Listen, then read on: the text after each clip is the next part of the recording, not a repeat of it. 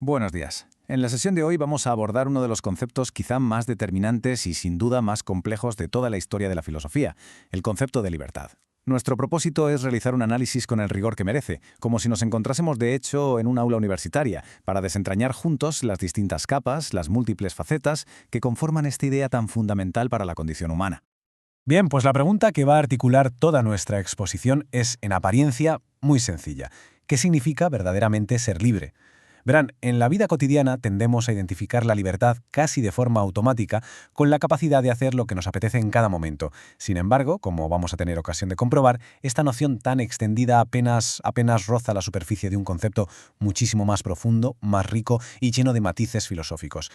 La tesis central que defenderemos a lo largo de esta exposición es que la libertad en realidad no es una idea monolítica, no es un concepto unívoco, más bien al contrario. Propongo que la exploremos a través de tres usos de tres dimensiones bien diferenciadas. Cada una de estas dimensiones nos irá conduciendo, de forma progresiva, desde el plano más externo, el de nuestras acciones en el mundo, hasta el complejo laberinto interior de nuestra propia voluntad. Comencemos, por tanto, por la primera de estas dimensiones. Se trata sin duda de la más intuitiva, de aquella que todos reconocemos de forma inmediata en nuestra experiencia. Hablamos, claro está, de la libertad de acción, esto es, de nuestra capacidad para actuar en el mundo físico, y de este modo materializar nuestros proyectos y deseos. Si tuviésemos que ofrecer una definición formal, diríamos que la libertad de acción es la posibilidad efectiva de actuar conforme a los propios deseos o proyectos. Dicho de otro modo, consiste en esencia en la ausencia de impedimentos externos que nos obstruyan el paso para llevar a cabo aquello que nos hemos propuesto. No obstante, y esto es importante, incluso en este nivel que parece tan simple, la cuestión ya presenta una complejidad mayor de la que aparenta. Y aquí es donde debemos introducir una distinción conceptual que es absolutamente crucial en la filosofía política y moral. Me refiero a la diferencia entre la libertad negativa y la libertad positiva. La libertad negativa se entiende como una libertad de, es decir, se define por la ausencia de obstáculos, no estar encarcelado, no estar atado, no estar coaccionado. Por el contrario, la libertad positiva es una libertad para. No se trata ya de la mera ausencia de impedimentos, sino de la posesión efectiva de la capacidad, de la habilidad real para alcanzar un determinado fin. Para que esto quede perfectamente claro, vamos a utilizar un ejemplo muy ilustrativo, el ejemplo del piano. Pensemos primero en la libertad negativa. Imaginemos una sala con un piano. Si no existe ninguna norma, ninguna prohibición que impida tocarlo, entonces podemos decir que todas las personas en esa sala son libres de tocar el piano. No hay barreras externas que se lo impidan. Ahora bien, si analizamos la misma situación desde la perspectiva de la libertad positiva, el panorama cambia radicalmente. En este caso, solo unos pocos individuos en esa sala son realmente libres para tocar el piano. ¿Y por qué? Pues porque solo ellos poseen la capacidad real, la destreza técnica, los años de estudio, el conocimiento necesario para hacerlo sonar. Vemos así, de forma muy clara, que la simple ausencia de una prohibición no es, en absoluto, condición suficiente para garantizar la libertad de acción en su sentido pleno. Este punto nos conduce de forma casi inevitable a una pregunta de transición que resulta fundamental para nuestro análisis. Si hemos visto que esta primera dimensión se refiere al mundo de las acciones, a lo que podemos o no podemos hacer, ¿se agota ahí el concepto de libertad? ¿O existe acaso un ámbito más profundo, un terreno más íntimo, donde también se juega nuestro ser libres? La respuesta a esta pregunta nos abre las puertas a la segunda dimensión. Así pues, entramos en la segunda dimensión, la libertad de voluntad. Con este movimiento, nuestro foco de análisis se desplaza. Ya no estamos en el mundo exterior de los actos, de las capacidades físicas o de los impedimentos legales. Ahora nos adentramos en el universo interior de nuestros deseos, de nuestro querer. Es la libertad de la propia volición, con independencia de si podemos o no llevarla a la práctica. La definimos, por tanto, como la libertad de querer aquello que se quiere. Y este es un punto clave. Se trata de un reducto interior que en principio se considera inexpugnable. Las fuerzas externas, el poder, pueden controlar nuestro cuerpo, pueden encadenar nuestras acciones, pero no pueden, al menos no directamente por la fuerza, gobernar nuestra voluntad. De nuevo, recurramos a dos ejemplos que creo que son muy poderosos. Pensemos en un prisionero. A este prisionero se le pueden requisar todos sus libros. Se le puede impedir físicamente el acto de leer. Sin embargo, no hay fuerza externa capaz de impedirle querer leer. Ese deseo permanece intacto. De un modo análogo, a una persona se la puede forzar a contraer matrimonio mediante coacción, pero es lógicamente imposible forzarla a amar a su cónyuge. La voluntad, el querer, parece permanecer soberana.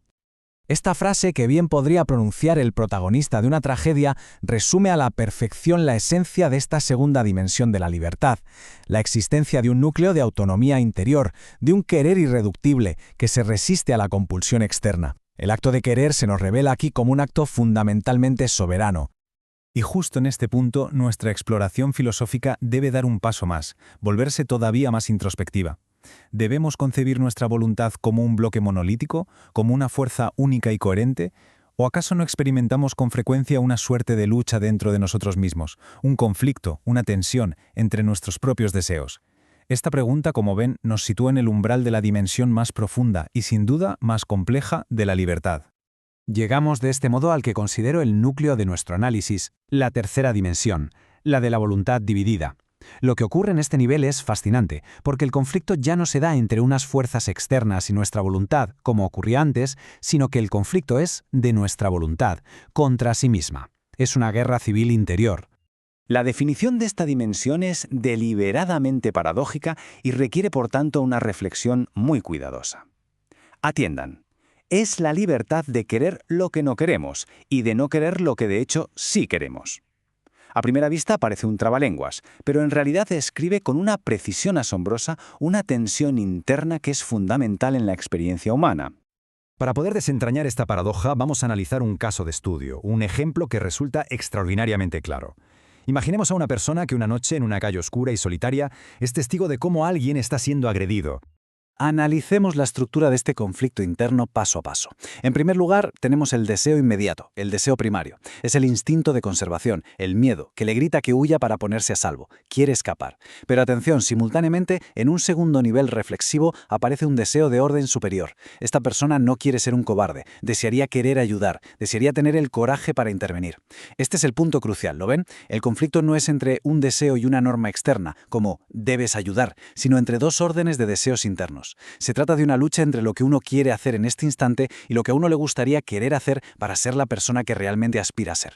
La verdadera libertad, en esta tercera y última dimensión, reside precisamente en esta lucha por alinear nuestro querer inmediato con nuestro querer más profundo, más auténtico. Y este ejemplo demuestra que no estamos hablando de una situación filosófica extraña o abstracta. Al contrario, esta es la esencia de muchas de nuestras luchas morales cotidianas. Es la pugna entre no querer ser una persona perezosa y el deseo inmediato de posponer el estudio. Es la tensión entre no querer ser un mentiroso y la conveniencia inmediata de una pequeña falsedad. Este es, ni más ni menos, que el campo de batalla donde se libra la construcción de nuestro carácter moral.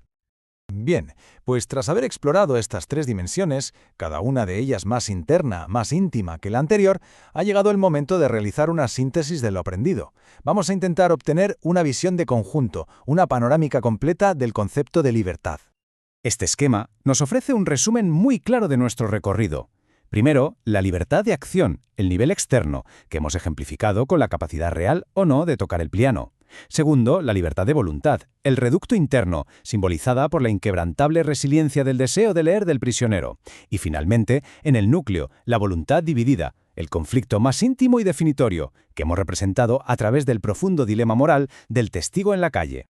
Por lo tanto, la idea fundamental con la que debemos quedarnos es que la libertad no es algo simple. No es un interruptor que esté en posición de encendido o apagado.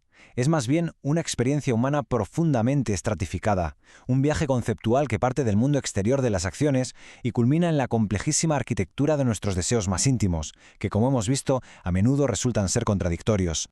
Y me gustaría cerrar esta exposición, como es costumbre, no con una conclusión cerrada, sino con una pregunta abierta a la reflexión.